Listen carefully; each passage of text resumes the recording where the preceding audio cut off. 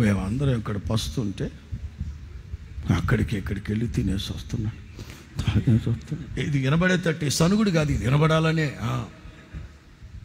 యేసన్న గారు అన్నారట, ఎంత సంస్కారవంతుడో తెలుసండి. ఇంకా మీ చిన్నాన్న కాబట్టి బోళని చెప్తావు. కాదు కాదు కాదు, నేను చెప్పడం ఏముంది, బయట వాళ్ళని అడిగి ఎంత సంస్కారవంతుడో తెలుసా. క్లారిటీ చెప్పి, నా తోటి సేవకులందరూ మీరు ఇక్కడ పస్తుంటే నేను వాళ్ళ ఇంటికి వెళ్ళి తిని తాగేసి వస్తాను అనుకున్నారా? మంచి నీళ్ళు కూడా ముట్టుకోవాలి ఆ 2 ఎండ్లలోనే.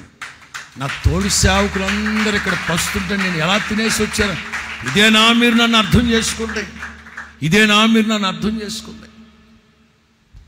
అంతటి సంస్కారవంతుడు. సాయంత్రం 7 దాటింది, సాయంత్రం 7 దాటింది. యనమండుగురు అట్లాగే పస్తుండి ప్రార్థన చేస్తాను. అప్పడుగుదామంటేనా కొట్టోడు ఏమంటాడో, మీ దేవుడు మీకు అగ్గి పెట్టి కూడా ఇవ్వలేని గతి లేనోడా అంటారేమో. ప్రార్థన. సాయంకాలం 7 దాటాక సంధ్య చీకటి, మసక చీకటి పడేటప్పుడు ఒక తాగుబోతాడు వెనకున్నాడండి ఒకడు. ఆడు తాగలేదు అనుకోండి, ఎవరిని పలకరించడు. తాగేడా, హలో తిమోతి బాబాయ్, హలో హలో హలో బాబాయ్, బాబాయ్ జేమ్స్ బాబాయ్, తాగేడా, ఇక ఊరు వాడ ఏకం చేస్తాడు. సాయంకాలం 7 గంటలప్పుడు ఫుల్గా తాగి వెళ్ళేవాడు వెళ్లకుండా లోన్. అంటే ఆ రోజుల్లో ఇట్లా రోడ్లు ఉన్నాయా, లైట్లు ఉన్నాయా? లోనికి వచ్చాడు. ఏమండి యేసన్న గారు, శశి గారు, యేసన్న గారు, ఎడే శశి గారు, యేసన్న గారు అన్నారంట, రే చుట్టుప్రక్కల వాళ్ళు వింటే మేము తాగామనుకుంటారా, నీకు దండం పెడుతున్నావు, వెళ్ళరా బాబు, వెళ్ళరా బాబు. ఏంటి తరివేస్తావేంటి నువ్వు? నా మందిరం సమస్యలు ప్రార్థనా మందిరం అని ఉంది కదా బైబిల్లో, వాడికి అన్నీ తెలుసు. బాబు నువ్వు ఇట్లా కేకలేస్తావు, చుట్టుపక్కల వాళ్ళు ఆడపిల్లలు ఉన్నారు చర్చిలో, ఆడపిల్లల్ని ఏమన్నా అనుకుంటారు. వద్దు బాబు నువ్వు వెళ్ళి బాబా, ఏదో భగవంతుడికి ఏదో కానుకిద్దాం అనుకున్నావు, నువ్వు ఎలగొడేస్తున్నావుగా, కానుకిస్తావా? మా అయ్యే రా లోపల అను, నువ్వు డబ్బు మనిషివా? కాదు బాబు, నువ్వు అరవు మాక, కానుకిస్తాను కానీ భగవంతుని చూపెట్టు, ప్రభుని చూపెట్టి ఎక్కడున్నాడు ఎక్కడన్నాడు. మన చర్చిలో విగ్రహాలు ఉండవు కదా, మన చర్చిలో విగ్రహాలు ఉండవు కదా, ఏం చెప్పాలి వీడికి, మనం ఏం లేవు. సరే రాబాబు అని చెప్పి, ఇదిగో మా తెలుసులే, ఆదియందు వాక్యం ఉండను, వాక్యం దేవుని వద్ద, ప్రసంగాలు వద్దు, ప్రభువుని చూపెట్టు ఇస్తా. సరే చిన్నగా కానుక పెట్టి దగ్గరికి తీసుకెళ్ళాడంట. కానుక పెట్టి దగ్గరికి తీసుకెళ్ళి, బాబు ఇక్కడ విగ్రహాలు ఉండవు, నువ్వేదైనా కానుక వేయాలనుకుంటే కానుక పెట్టిలో వేసి వెళ్ళిపో అని చెప్దామని దగ్గరికి తీసుకెళ్తున్నాడట.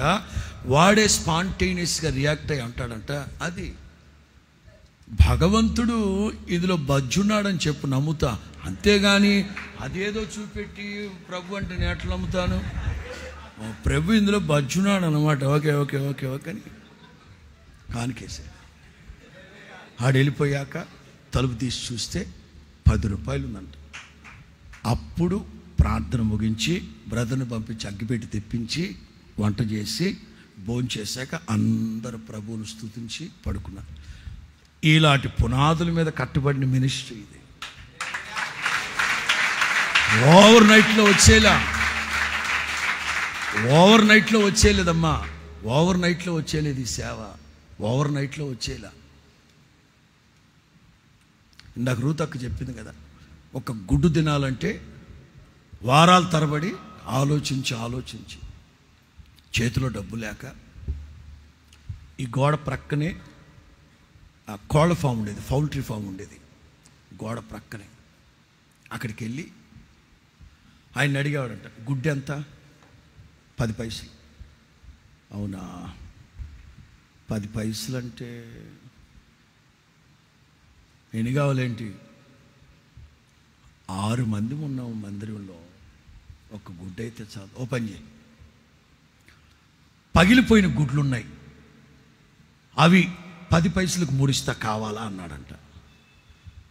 మనం ఎలాగో తీసుకెళ్ళి పగలగొట్టే కదా ఆమ్లెట్ వేయాలి. అంటే ఒక గుడ్డు కొనుక్కునే గతి లేక పగిలిపోయిన గుడ్లు, ఎప్పుడెప్పుడు పగిలిపోయిన గుడ్లు ఉంటాయా అని కొనుక్కొచ్చాడు. ఇది రొటీన్గా జరుగుతుందంట. ఒక 6 నెలల తర్వాత మరలా గుడ్లు కొనుక్కోవడానికి ఆయన లేడంట, వాళ్ళ ఆవిడ ఉందంట. ఈ ఆవిళ్ళందరూ ఎందుకు గయ్యాలలో తయారవుతారు నాకు అర్థం కాదు. 10 పైసలు ఇచ్చి 3 గుడ్లు ఇవ్వమన్నాడు. 3 గుడ్లు ఇవ్వడానికి మీ బాబుగాడిది పౌల్ట్రీ ఫార్ము 10 పైసలకు ఒకటే. అదేంటమ్మా మీ ఆయన 3 గుడ్లు ఇచ్చేవాడు, నాకు పగిలిపోయిన గుడ్లు 3 ఇచ్చేవాడు, మరి నువ్వేంటి కొత్తగా మాట్లాడు?